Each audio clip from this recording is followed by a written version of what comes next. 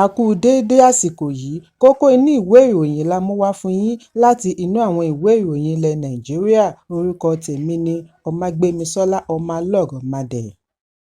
Gómìnà ìpínlẹ̀ Rivers Siminalayi Fubara ti tẹ̀lé àṣẹ ilé-ẹjọ́ bí ó ti ké sí àwọn aṣòfin 27 tí wọ́n ṣẹ̀ṣẹ̀ dá padà sí ilé ìgbìmọ̀ fún ìjíròrò pẹ̀lú ìgbésẹ̀ àti mú iṣẹ́ ìlú lọ́kùnkúndùn. Nínú lẹ́tà tí akọ̀wé ìjọba ìpínlẹ̀ Dókítà Tami Danagogo kọ ránṣẹ́ sí agbẹnusọ Martins Amaewhule ni wọ́n ti ṣàlàyé wípé ìgbésẹ̀ gómìnà yìí jẹ́ títẹ̀lé àṣẹ ilé-ẹjọ́ tó ga jùlọ lórí rògbòdìyàn òṣèlú tó ń lọ ní ìpínlẹ̀.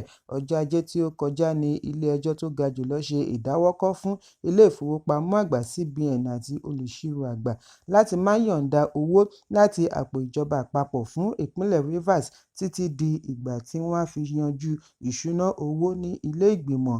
Ilé-ẹjọ́ ní kí Martin Amaewhule àti àwọn aṣòfin 26 yòókù padà sí ilé ìgbìmọ̀ bí adájọ́ Emmanuel Agim tó gbé ìdájọ́ yìí kalẹ̀ ṣe ní Fubara kò ní àṣẹ láti dá sí ohun tí ó ń lọ ní ilé ìgbìmọ̀.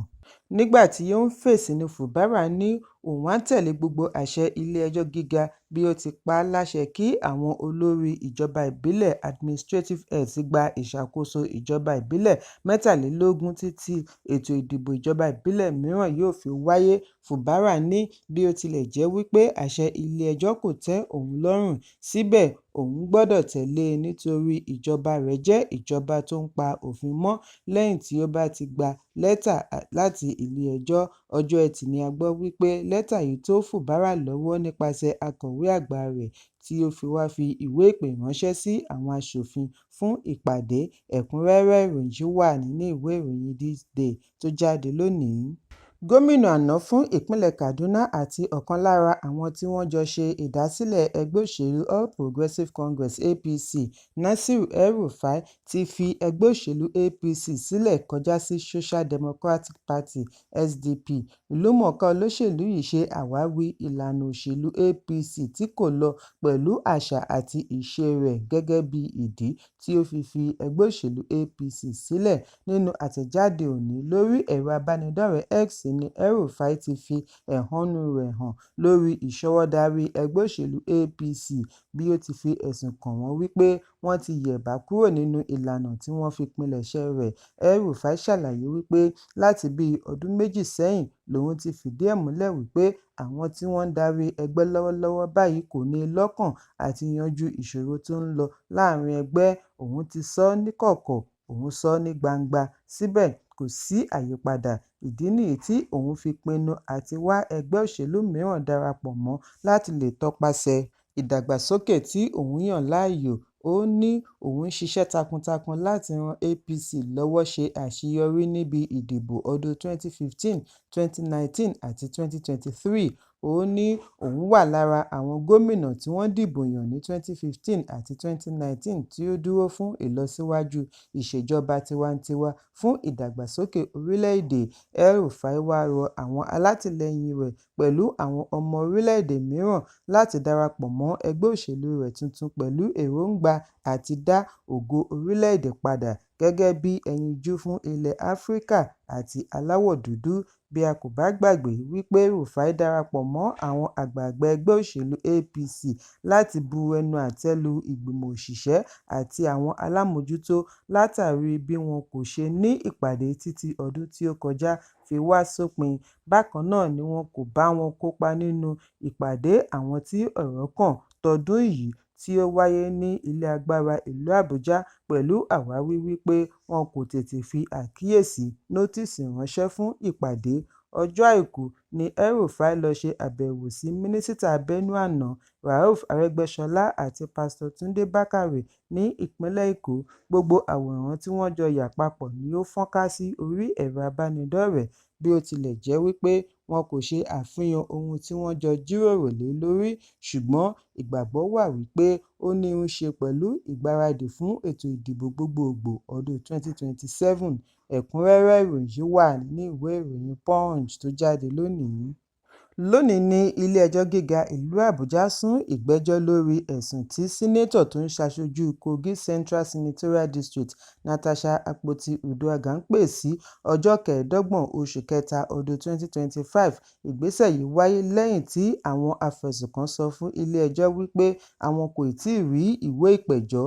Akpoti-Uduaghan ni ó kàn sí ilé-ẹjọ́ gíga ìlú Àbújá láti béèrè fún àṣẹ láti ṣe ìdáwọ́kọ̀ fún ìgbìmọ̀ olùbáwí láti má ṣe ìwádìí rẹ̀. Nígbà tí ó gbé ìdájọ́ kalẹ̀ ní ọjọ́ 5 oṣù kẹta ní adájọ́ Obiora Egwuatu pàṣẹ kí ìgbìmọ̀ yìí má tẹ̀síwájú nínú ìwádìí wọn, ṣùgbọ́n ní ọjọ́ 6 oṣù kẹta ni ìgbìmọ̀ yìí ní kí Akpoti-Uduaghan lọ rọ́kúnlé fún oṣù 6 lẹ́yìn tí wọ́n ṣe àgbéyẹ̀wò àbájáde ìwádìí ìgbìmọ̀. Ẹ̀kúnrẹ́rẹ́ ìròyìn wà nínú ìwé ìròyìn Punch tó jáde lónìí. Pẹ̀lú àdínkù tí ó bá ìwà ìbàjẹ́ orílẹ̀-èdè fún ti ọdún 2024 gẹ́gẹ́ bí àjọ Corruption Perceptions Index (CPI) ṣe jábọ̀, síbẹ̀ èyí kò tú irun kankan lára àwọn oníwà ìbàjẹ́. Ìròyìn jábọ̀ lópin ọ̀sẹ̀ wípé ó fẹ́ẹ̀ tó tírílíọ̀nù kan náírà owó àfojúrí (cash) àti ohun ìní mìíràn tí àjọ tó ń gbógun ti ìwà ìbàjẹ́ àti ìṣe owó ìlú kúmọkùmọ EFCC rí ṣàjọ ní ọdún 2024, tí ó jẹ́ owó tí ó pọ̀ jù tí àjọ EFCC rí gbà láti ìgbà tí wọ́n ti bẹ̀rẹ̀ iṣẹ́ ní ọdún 2003. Owó yìí nìkan tó owó ìṣúná fún ìpínlẹ̀ Yobe, Gombe, Ebonyi, Nasarawa àti Èkìtì lápapọ̀, pẹ̀lú owó oṣù òṣìṣẹ́ tuntun tí wọ́n ń san lọ́wọ́. Owó tí wọ́n rí gbà lọ́wọ́ àwọn oníjìbìtì yóò farabalẹ̀ san owó oṣù òṣìṣẹ́ 1.2 mílíọ̀nù fún oṣù 12 gbáko.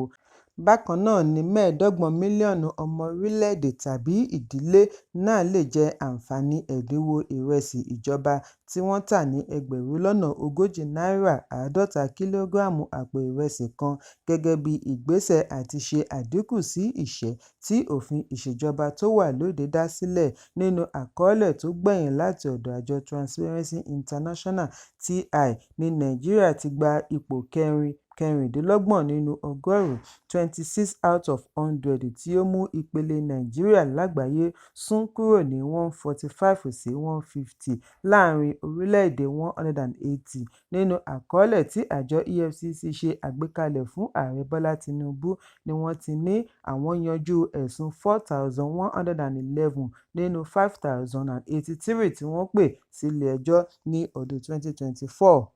Lára rẹ̀ la ti rí ẹ̀sùn 419 màgòmágó owó àti jìbìtì orí ẹ̀rọ ayélujára tí wọ́n jẹ jáde látara àìsíṣẹ́ àti lówó òjijì àti bẹ́ẹ̀ bẹ́ẹ̀ lọ. Ọ̀pọ̀ ẹ̀sùn yìí ni ó wá láti ẹ̀ka àjọ EFCC ní ìpínlẹ̀ Èkó, tí wọ́n ní ẹ̀sùn 3,224. Lẹ́yìn náà ni ìlú Àbújá tí ó ní 1,576, Kaduna 1,456, Enugu 1,362, Kano 1,270 àti Port Harcourt tí ó ní ẹ̀sùn 1,185. Ẹ̀kúnrẹ́rẹ́ ìròyìn wà nínú ìwé ìròyìn The Guardian tó jáde lónìí.